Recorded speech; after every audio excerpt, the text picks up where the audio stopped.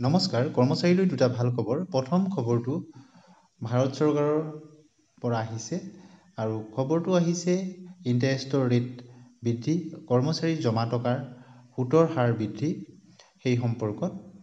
আৰু 1 জানুৱাৰী 2025 পৰা এই নতুন নিৰিখ মতে আপোনালোকে ইণ্টাৰেষ্ট পাবলৈ সক্ষম হ'ব আৰু এই ইণ্টাৰেষ্টৰ ৰেট হ'ব GPF যিসকল কৰ্মচাৰী আছে GPFৰ আওতাত যিসকলৰ পুঁজি জমা হয় তেওঁলোকৰ ক্ষেত্ৰত 1 জানুৱাৰী 2025 পৰা 31 মাৰ্চ 2025 লৈকে GPFৰ ৰেট অফ ইণ্টাৰেষ্ট ঘোষণা কৰা হৈছে আৰু সেই অনুসৰি আপোনালোকে 7.1% হাৰত GPFৰ জমা টকাৰ ওপৰত সুদ বা ইণ্টাৰেষ্ট পাবলৈ সক্ষম হ'ব।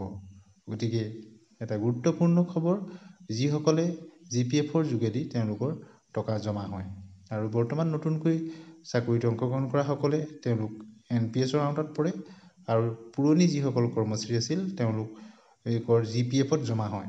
গতিকে এই যিটো জমা টকা GPFৰ এই জমা টকাৰ ওপৰত ইণ্টাৰেষ্টৰ ৰেট প্ৰকাশ কৰা হৈছে। এতিয়া আহিছোঁ অন্য এটা খবৰলৈ।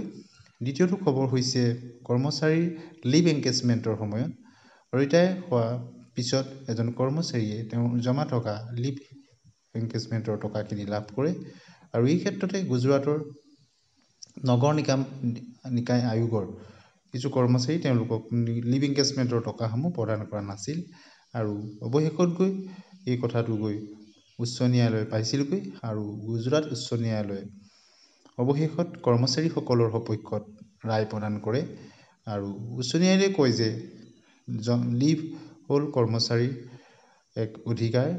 তেওঁলোকৰ চাকৰি কালত লিভৰ পৰা জমা হোৱা টকা তেওঁলোকৰ প্ৰাপ্য, গতিকে তাৰ পৰা বঞ্চিত কৰাটো উচিত নহয় আৰু অতি সোনকালে এই কৰ্মচাৰীসকলক তেওঁলোকৰ বিধি অনুযায়ী লিভ এনকেজমেণ্টৰ যিমানখিনি টকা তেওঁলোকে পাব লাগে সমুদায় আদায় দিবৰ কাৰণে নিৰ্দেশনা প্ৰদান কৰে আৰু এই নিৰ্দেশনাটোৰ ফলত পৰৱৰ্তী সময়ত অন্যান্য এনে কৰ্মচাৰীৰ ক্ষেত্ৰতো উপকৃত হ'ব পাৰিব। গতিকে আজিৰ এই ভিডিঅ'টোৰ যোগেদি দুটা গুৰুত্বপূৰ্ণ নিৰ্দেশনা বা দুটা গুৰুত্বপূৰ্ণ খবৰ আপোনালোকৰ আগত প্ৰকাশ কৰিলোঁ। এনেধৰণৰ খবৰৰ কাৰণে আমাৰ চেনেলৰ লগত সংযুক্ত হৈ থাকিব আৰু ভিডিঅ'টো ভাল পালে লাইক কৰি দিব, বন্ধু বান্ধৱীলৈ শ্বেয়াৰ কৰি দিব।